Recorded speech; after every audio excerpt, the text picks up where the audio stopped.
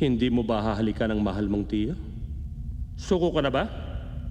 O gusto mong bumuhana naman ng dugo ang aking palasyo? Ikaw ang dapat sumuko. Ako? Susuko sa isang presumidang bata? At sa isang barkada ng mga hambog na binatilyo?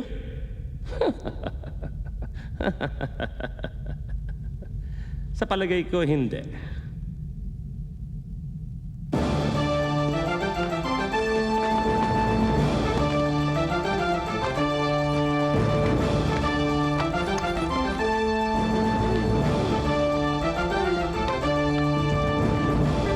Sumuko ka na, Dahlia.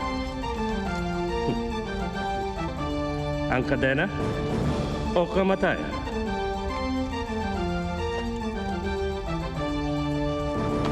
Patayin sila.